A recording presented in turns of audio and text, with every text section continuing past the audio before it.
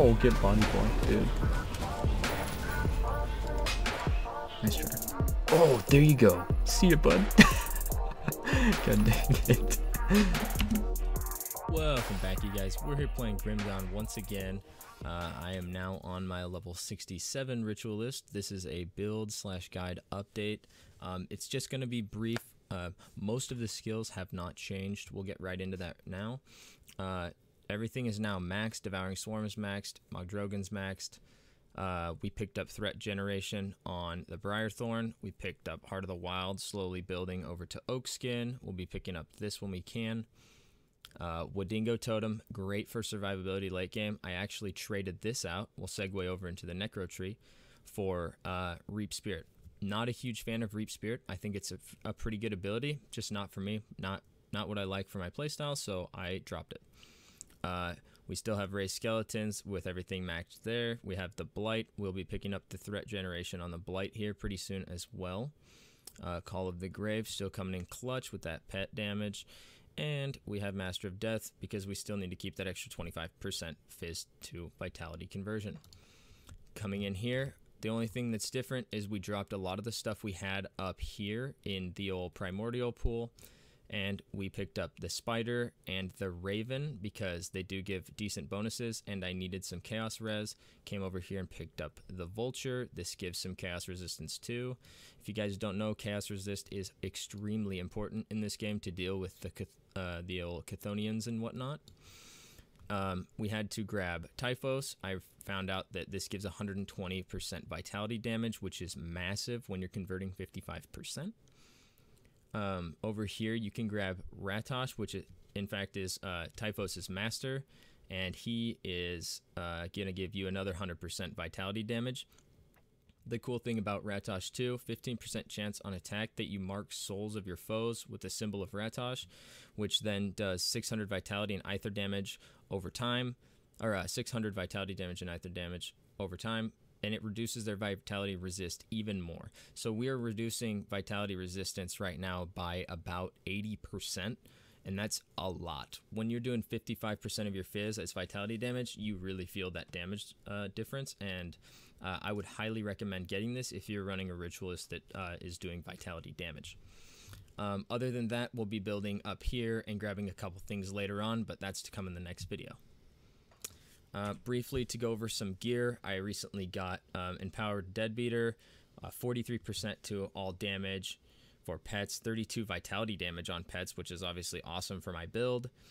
And then something I wanted to touch on here that I think a lot of people don't do, and that I got recommended to me in my stream actually, is to grab Aether Ward. Aether Ward is on, what is it, Purified Salt component. So if you can figure out how to make a Purified Salt, get that on your main hand.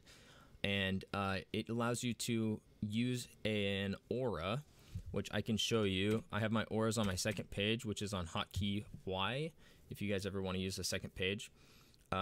This is Aether Ward. It gives you, for 150 energy reserved, which is really not a big deal, you get 20% resist for you and your pets, and it actually increases your maximum Aether resistance by 3%.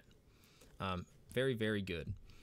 So, with that being said, I have replaced my belt to give +1 shaman. A lot of the other stuff is basically the same. You know, you're just going to stack pet damage. If you need resistance, get resistance. I recently switched to a shield just because I wanted a little bit more health and I needed to pick up some resistance to poison and whatnot. I had a chaos resist shield so that I could get through Act 5 earlier, which you got to do what you have to do to cap your resist when it's needed. If you can't complete the content without dying, then there has to be some changes made, and if you can overcome those, then more power to you. And yeah, so I'll show you quickly what my passive pet bonuses are at right now. I won't really go into them in much detail, but as you can see, I've maxed my chaos resist so that I can do Bastion of Chaos and anything to do with the Chthonians.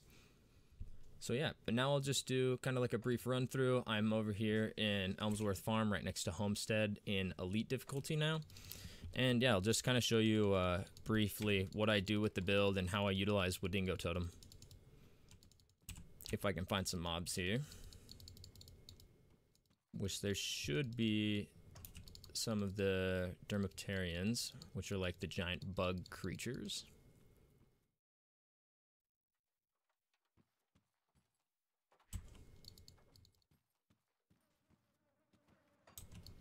Here we are.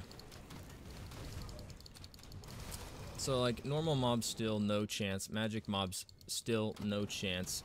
The damage output is just really good right now. Activate Call of the Grave, you got the healing you need for basic mob groups like this, no problem. Just really is super casual. I recently went and bought some of these potions, Wrath of the Beast tinctures. They give 100% pet crit damage and all damage. You can get these at the Rover camp. Very good. I think they're like 680 bits a piece. Like that's worth going and farming for a little while to buy about 100 of them. And then, because you don't want to feel like, oh, I shouldn't use these now. Use them all the time. If you're having trouble with an area, spam that. You know what I mean? Whatever you got to do to really get through and, you know, get the levels you need to get your gear on. I struggled from 60 to 65, hit 65 and put on my new gear. And I just went to town. Spotlight this right now. At the Coven in Act 5, you can pick up this chest piece, +2 to Devouring Swarm, +2 to Raise Skeletons. It gives 25 Chaos Resistance, and it gives another 75 resist, basically, to Elementals. So you get 25 to each, which is like 75 total resist, obviously. And yeah, just really good. Gives pet Chaos Resistance, too. It's really nice for dealing with, like, all the Chthonians that are in Act 5 and 6. But yeah, let me find a denser group of mobs here and kind of show you. You can throw down the Wadingo totem. You can kind of see the radius of it here. It really does heal a ton, like 0.5. So every second you're healing like 1200 to 1500 health. And then based on the unit too, you get an extra 3% of max health.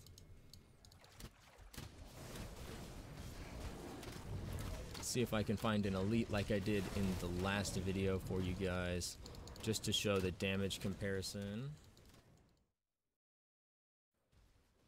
Alright, you guys, so I ended up having to come to Smuggler's Pass to find an elite so I could actually showcase this, because I just got tired of trying to find one in the fields there where I was at.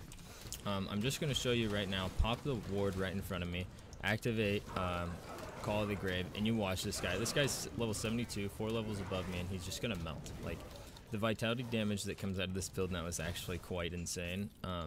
I would say the only thing this build struggles with right now is gear, and that's just because if you've tuned into the stream, I have gotten incredibly unlucky. Like, and like, you know, they say streamer luck, not me, man. Like, and that's okay because it keeps me wanting to grind and get those drops, but yeah, just no chance. Here's another guy. Drop the Wadingo totem right in the middle there where all the skeletons are going to be, and you just throw your swarm in there, reduce their vitality resist, and you watch the skeletons just do massive amounts of damage.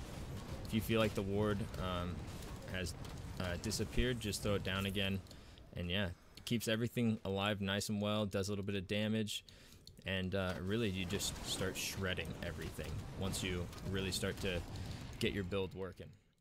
Alright, you guys, that's it for this video. The next one will be out later when I'm around level 80 to 85 with this build, and I will also be doing a part 4 when I reach the max level 100. If you guys want to see the build as I'm actively doing it, you can view me live at twitch.tv/MitchTheGoat. You can catch me on Snapchat at Mitch McCulley, on Twitter at Mitch_the_goat, and I'll have those fade in on the screen right now. But thanks again for tuning in. Mitch the Goat signing off.